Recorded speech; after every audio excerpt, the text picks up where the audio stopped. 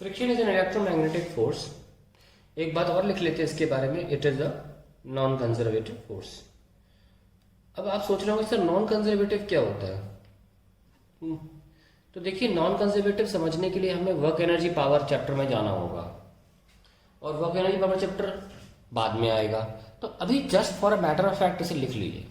मैं इस पे बेस्ड कोई भी क्वेश्चन नहीं पूछने वाला आपसे, लेकिन कल को आप जब अपने थ्योरी नोट्स खोलेंगे और जब आपको नॉन कंजर्वेटिव पता होगा, जब साल का एंड हो जाएगा या आज से सालों बाद आप नोट्स खोलेंगे, ये पॉइंट मिसिंग नहीं होगा, ये पॉइंट होना जरूरी है। तब तो आप जानते होंगे ना। तो बस एक यूनिट बाद ये टर्म आने वाला है, इस वजह से मैं इसको मिस करूँ अच्छा नहीं लगता, तो मैंने लिख दिया है। इसको अभी के लिए आप भूल जाएं, लेकिन as a matter of fact लिखा दिया। So it is an electromagnetic force, it is a non conservative force. हम बात करें तो it always tries to oppose the motion है, तो हम कह सकते हैं it is a resistive force in nature and always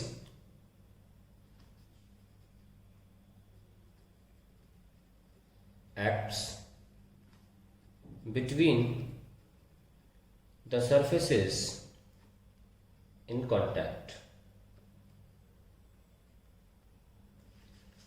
अब डायरेक्शन क्या होगी इसकी? इट ऑलवेज एक्ट्स, तो हम पॉइंट वाइज लिख लें। एक पॉइंट ये हो गया, एक पॉइंट ये हो गया, एक पॉइंट ये हो गया, और चारों इट से स्टार्ट हो गए। It always acts in a direction opposite to relative motion of a body, motion of a body। देखिए, कोई भी बॉडी हमेशा किसी दूसरे ऑब्जेक्ट के रिलेटिव ही चल रही होती है। तो हम जब किसी बॉडी का मोशन देखें तो उस दूसरी बॉडी के रिलेटिव देखें कि वो कहाँ जा रही है। जैसे कि फॉर एग्जांपल ये एक सरफेस और एक बुक रखी हुई है, इस पॉइंट को समझते हैं। तो अगर मान लीजिए बॉडी इधर चल रही थी, तो सरफेस ये वाला है, ये वाला सरफेस जिस पे रखी है, इसके रिस्पेक्ट में बॉडी कहाँ जा रही है? राइट। तो इस बॉडी पर लेफ्ट की तरफ फ्रिक्शन लग जाएगा। मैं स्मॉल एफ यूज करूंगा फ्रिक्शन के लिए पूरे चैप्टर में, और आर भी यूज कर सकते हैं आप। तो हमने देखा कि हमेशा फ्रिक्शन की अगर डायरेक्शन नापनी हो तो जिस सरफेस पे चल रही है उसके रिस्पेक्ट में देखिए, बोलिए मुंह से राइट की left, up or down, and then mark the friction force। तो friction always acts relative, opposite to the relative motion।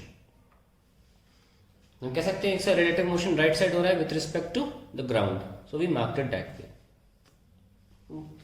friction हमेशा resistive force होता है, it always acts opposite to the relative motion, remember this। now there are certain cases where the things come up कि हम चलते हैं तो friction हमारी दिशा में होता है, ये agreed है। अल्टीमेट रिजल्ट ये निकल के आता है कि हम जिस दिशा में चल रहे होते हैं जमीन पर, फ्रिक्शन भी उधर लग रहा होता है। ये फाइनल कंक्लूजन है, पर एक्चुअली में फ्रिक्शन जानते हैं कहाँ लग रहा होता है? हम जब चलते हैं तो पीछे हमारा फुट धक्का देता है जमीन को, तो फ्रिक्शन उसके अपोजिट लगता है, तो वो आगे हो जाता है, और हमें लगता है फ्रिक्शन तो हमारे डायरेक्शन में है। नहीं, वहां भी फ्रिक्शन जो है वो फुट के पीछे जाने के अपोजिट है, तो वो आगे हो जाता है।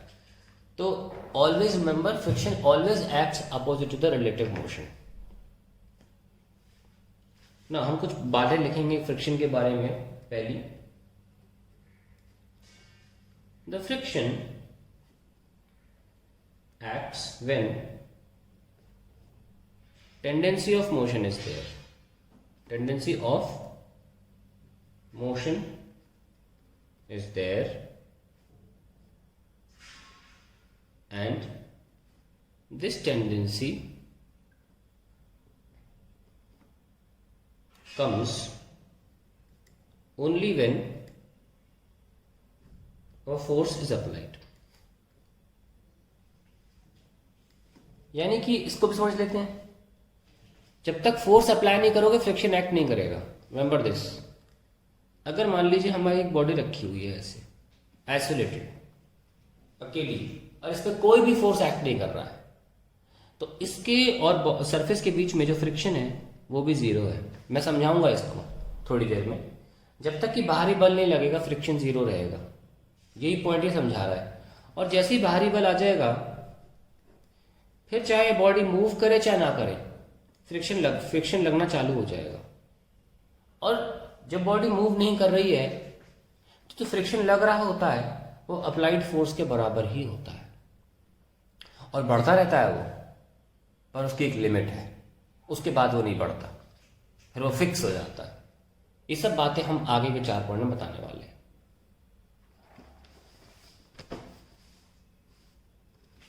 दूसरा पॉइंट लिखें, till the body is not moving even after the application of force,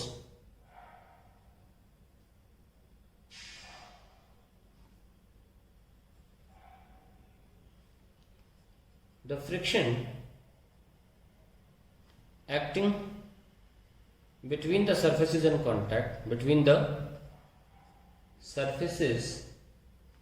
contact, is equal to that applied force। तो जब तक बॉडी मूव नहीं कर रही है तो जो फोर्स अप्लाई हो रहा है उसी के बराबर फ्रिक्शन लगता रहेगा। और इसका हम आपको थ्योरेटिकल आंसर भी देंगे, रीजन भी देंगे।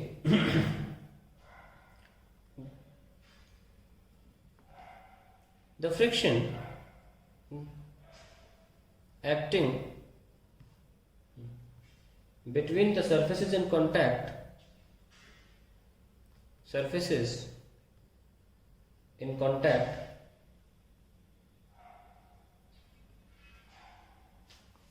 while body is not moving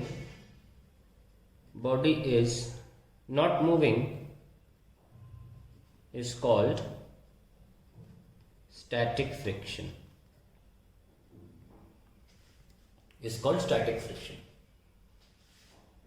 और स्टैटिक फ्रिक्शन के बारे में हम जान लेते हैं। सपोज ये बॉडी है, ये भूलना नहीं, इस दूसरा पॉइंट इससे कनेक्टेड है। पहले पॉइंट भी कि जब तक आप बाहरी बल नहीं लगा रहे हो कोई भी फ्रिक्शन नहीं लगता। जैसे ही फ्रिक्शन बाहरी बल आ जाता है, एक्सटर्नल फोर्स आ जाता है, फ्रिक्शन भी उसी एक्सटर्नल फोर्स के बराबर लगने लगता है। तो ये जो हमारा लगने लगता है फोर्स सडनली बाहरी बल के आते ही, ये किन्हीं फैक्टर्स पे डिपेंड करता है। हम लिख दिए हैं। अब स्टैटिक फ्रिक्शन के बारे में तो फैक्टर्स भी देख लेते हैं। स्टैटिक फ्रिक्शन को हम अक्सर एफएस से दिखाते हैं और ये डिपेंड करता है proportional to reaction is getting from the table, from the surface. Also it depends on the surfaces के नेचर, जैसे हैं खुरदुरे हैं कि स्मूथ हैं, उन सब पे भी डिपेंड करता है। तो वो एक्चुअली प्रोपोर्शनैलिटी में आ जाएंगी चीज़ें। Is equals to mu S R, where mu S is called the coefficient of static friction,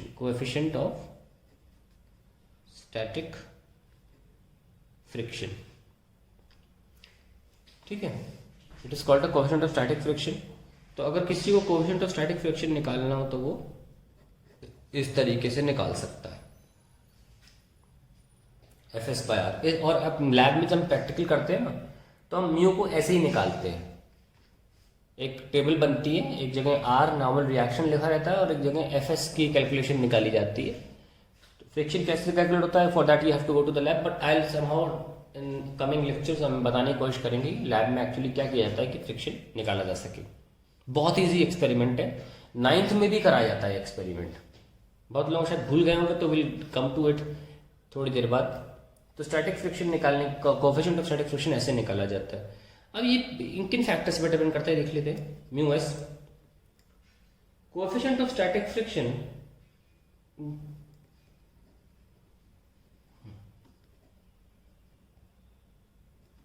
depends on the nature of surfaces in contact। ये इन पे डिपेंड करेगा। Coefficient of static friction depends on the nature of surfaces in contact. हम आगे बढ़ते हैं, इस point के आगे जाते हैं। तो हर चीज की एक सीमा होती है और वो है जैसे static friction has a maximum value, has a maximum value, इसके ऊपर ये जाता नहीं है। और जो मैक्सिमम वैल्यू जो होती है स्टैटिक फ्रिक्शन की, वो इक्वल टू म्यू आर होती है, ठीक है, जो कि मैंने यहाँ लिखी भी थी, equal to mu R. But static friction is not many values, जितना फोर्स लगाओगे उतनी लगेगी, तो क्यों ना हम इसे लेस देन इक्वल टू लिखते हैं, ठीक है। तो ये प्रोपोर्शनैलिटी कई बहुत ही रेयरली आपको फिजिक्स में कहीं proportionality less than equal to बनती हुई दिखेगी, हमेशा इक्वल टू बनती है। यानी कि हमने एक चीज़ देखी कि जो फ्रिक्शन है, static friction F S, ranges from 0 to mu R और म्यू एस है।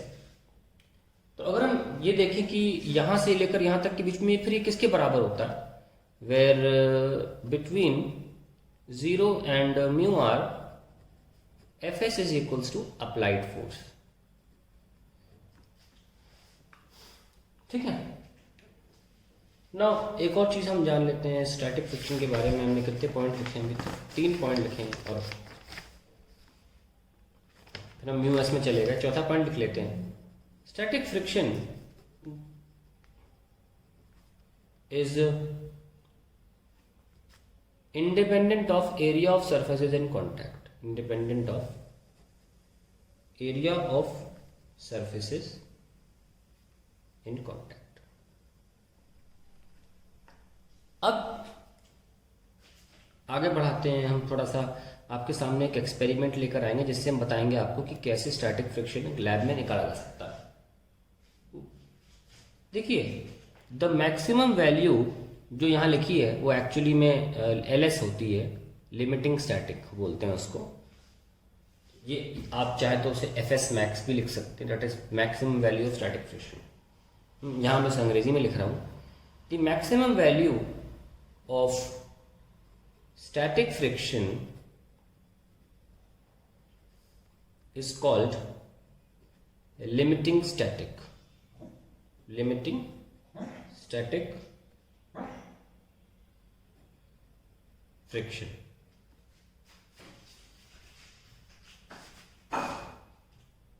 Is called limiting static friction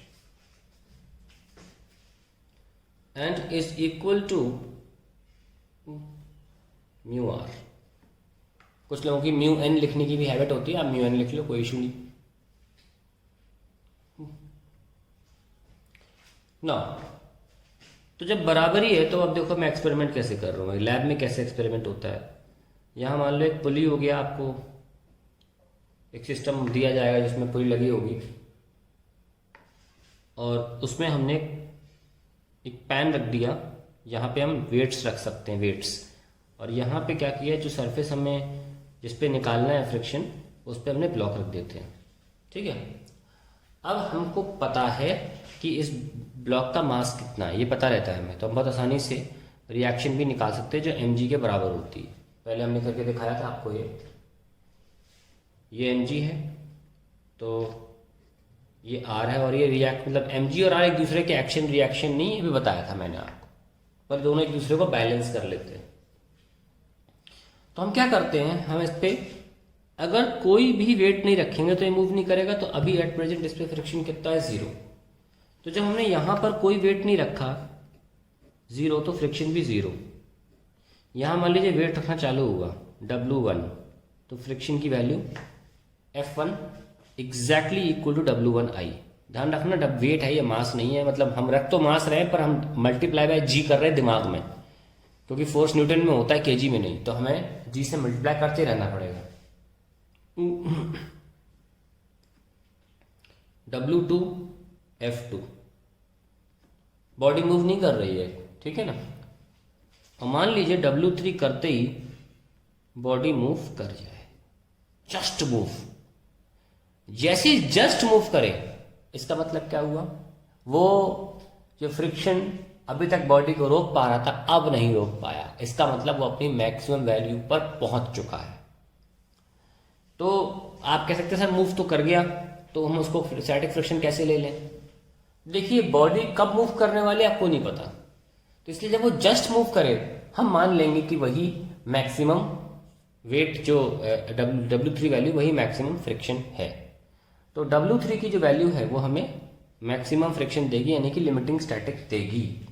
limiting static friction की वैल्यू हमें मिल गई, जस्ट मूव करेगा तुरंत हम वेट को नाप लेंगे और वही हमारी लिमिटिंग स्टैटिक वैल्यू होगी। तो इस तरीके से हम लैब में करते हैं, बार बार वेट्स भरते रहते हैं पैन में, और जैसे ही ये जस्ट मूव करता है हम मेजर करते हैं कि ये कितना वेट इसमें रखा था, वही एग्जैक्टली हमारा आंसर होगा। हमने एक और एक्सपेरिमेंट किया।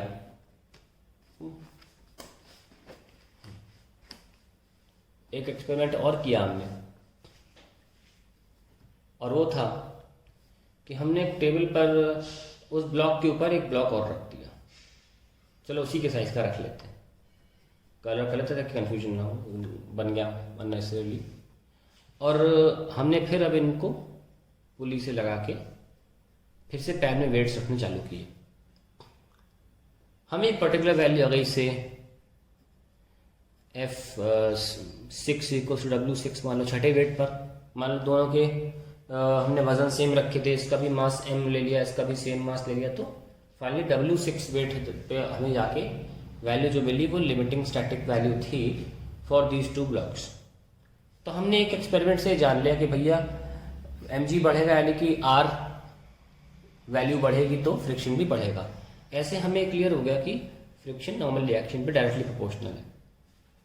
अब हमने क्या किया, इसी एक्सपेरिमेंट को दोबारा किया, दो ब्लॉक्स को एक रस्सी से स्ट्रिंग से जोड़ दिया और दोबारा हमने वेट्स रखना चालू किए। देखो अभी जो R है यानी कि mg और mg r और r वो तो सेम है, पर हमने क्या किया, हमने एरिया ऑफ कांटेक्ट जो है वो बढ़ा दिया। आप जानते हैं क्या होगा, अब भी आंसर वही आएगा। इससे ये बड़ा निष्कर्ष निकलता है, कंक्लूजन निकलता है कि जो फ्रिक्शन है वो एरिया ऑफ कांटेक्ट पे डिपेंड नहीं करता। ऐसे हम प्रूफ करते हैं लैब में कि ये पॉइंट कैसे प्रूफ किया जाता है। आगे बढ़ते हैं फ्रिक्शन के ऊपर। हम जान चुके हैं कि जो फ्रिक्शन है वो अप्लाइड फोर्स के प्रोपोर्शनल है डायरेक्टली, और उनका जो रेशियो है उनका जो ग्राफ, तो हम ग्राफ बनाना चाहते हैं। मान लीजिए यहां हम अप्लाइड फोर्स लगा देते हैं, यहां हम स्टैटिक फ्रिक्शन लगाएंगे चलो, और यहां पे हम अप्लाइड फोर्स लगा दिया। जब तक बॉडी मूव नहीं कर रही तब तक दोनों बराबर हैं। इसका मतलब ये एंगल कितना होगा 45। मैक्सिमम वैल्यू जो है वो म्यू आर के बराबर होती है, ठीक है, म्यू एस आर। अब इसके बाद क्या होता है, तो हमें अलग फ्रिक्शन के पढ़ना पड़ेगा। इसके जस्ट बाद थोड़ा भी अगर आपने फोर्स यहां से इंक्रीज किया तो जो स्टैटिक फ्रिक्शन है वो लगना बंद हो जाएगा और बॉडी में फ्रिक्शन कम हो जाएगा, और फिर उसके बाद एक अलग फ्रिक्शन चलेगा बॉडी के मूवमेंट के दौरान, उसे हम बोलते हैं काइनेटिक फ्रिक्शन, ठीक है। तो ये वैल्यू जो नीचे दे रखी है एफ के यहाँ पर, वो काइनेटिक फ्रिक्शन कहलाती है, क्योंकि वो during the kinetics of body यानी कि during the motion of the body लग रही काइनेटिक फ्रिक्शन। और हमने ये देखा कि जो काइनेटिक फ्रिक्शन होता है वो लेस देन लिमिटिंग स्टैटिक होता है। आप स्टैटिक फ्रिक्शन से लेस नहीं कह सकते, क्योंकि स्टैटिक फ्रिक्शन थोड़ा ज़्यादा भी है और काइनेटिक से काफ़ी कम भी है। ये सारी वैल्यूज, जितनी भी वैल्यूज सब स्टैटिक फ्रिक्शन की हैं, तो तमाम वैल्यूज हैं। तो हम काइनेटिक फ्रिक्शन का रिलेशन स्टैटिक से तो नहीं निकाल सकते हैं, लिमिटिंग स्टैटिक से बोल सकते हैं कि कम है। इसके पीछे की कहानी क्या है, लेट्स अंडरस्टैंड दैट।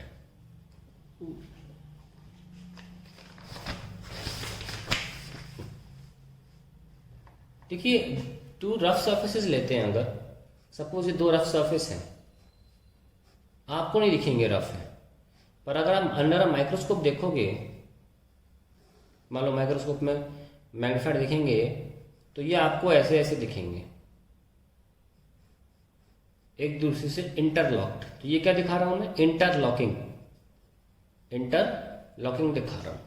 और जो कोनिकल प्रोजेक्शंस देख रहे हैं आप, कोनिकल प्रोजेक्शंस हम इन्हें बोलते हैं एस्पेरिटीज, हम इन्हें एस्पेरिटीज बोलते हैं। So let's write about them. When two surfaces are in contact,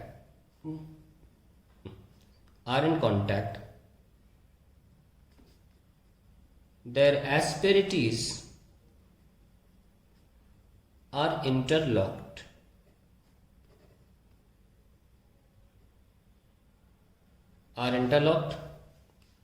Which prevents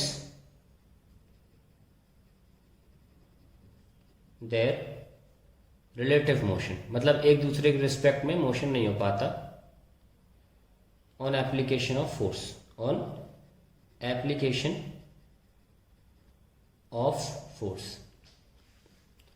अब हम जानते हैं कि एक्शन और रिएक्शन फोर्सेस दोनों बराबर होते हैं, है ना। तो मान लीजिए जैसे कि हमने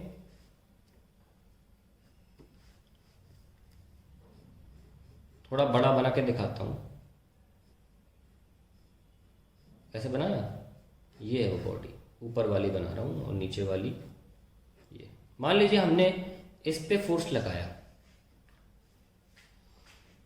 सरफेसेस देखिए कैसे हैं। तो होता क्या है कि ये मान लो सरफेस है, तो ये इस पे आप आपस में एक फोर्स लगाते हैं एक दूसरे पर।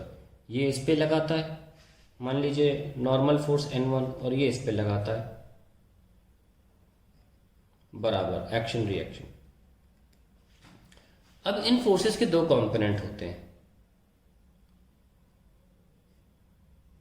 अगर हम एक सरफेस की बात करें तो किसी एक फोर्स के दो कंपोनेंट, इस फोर्स के किसी एक सरफेस पे देखना होगा अभी हमें। तो हम देख रहे हैं कि इसके दो कंपोनेंट होंगे, एक तो हॉरिजॉन्टल कंपोनेंट NH लिख लेते हैं, और एक होगा वर्टिकल कंपोनेंट। तो होता क्या है, ये जितने भी हॉरिजॉन्टल कंपोनेंट हैं ये F को बैलेंस कर लेते हैं तुरंत, तभी तो बॉडी मूव नहीं कर रही। लेकिन जब बाहरी बल इंक्रीज होता रहता है तो एक वक्त आता है जब ये कोनिकल प्रोजेक्शंस चकनाचूर हो जाते हैं, और जब चकनाचूर हो जाते हैं तभी बॉडी मूव करती है, so that is the reason why ये तुम्हारा स्टैटिक फ्रिक्शन को सेल्फ एडजस्टिंग भी बोला जाता है। सेल्फ एडजस्टिंग मतलब जितना बाहर से लगा रहे हो उतना ही अंदर लग रहा है, क्योंकि ये एक्शन बाहर से, उसका रिएक्शन अंदर से आ रहा है। So let's write down.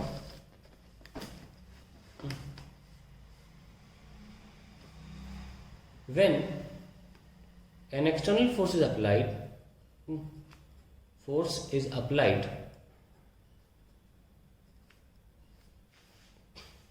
a reaction force develops, या appears बेटर होगा लिखना, डेवलप में टाइम लगता है, appears में टाइम नहीं लगता। appears, a reaction force appears between the asperities of the bodies in contact. Asperities of the bodies, या surfaces लिख सकते, surface लिखना बेटर होगा, surfaces in contact. This force on asperities is reaction force to applied force. Hence, they are equal in magnitude. तो अब पता लगा हमें कि क्यों फोर्सेस जो होते हैं तुम्हारे स्टैटिक फ्रिक्शन वाले, जब तक बॉडी मूव नहीं कर रही है, वो सेल्फ एडजस्टिंग क्यों कहे जाते हैं, वो खुद ब खुद एडजस्ट क्यों हो जाते हैं अप्लाइड फोर्स के। ये भी समझ में आएगा कि क्यों फ्रिक्शन फोर्स जो स्टैटिक फ्रिक्शन है वो अप्लाइड के बराबर है। Hence the static friction is always equal to applied force, and it is for this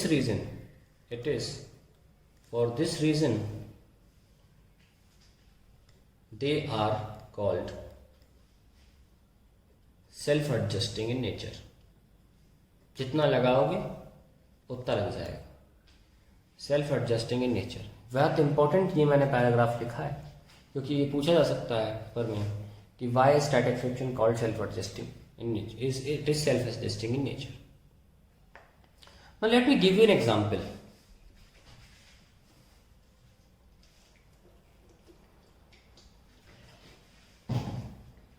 example लेते हैं.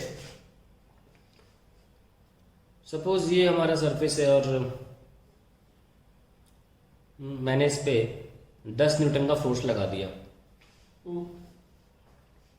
और इसका जो वजन है वो मैं 5 kg ले लेता हूँ.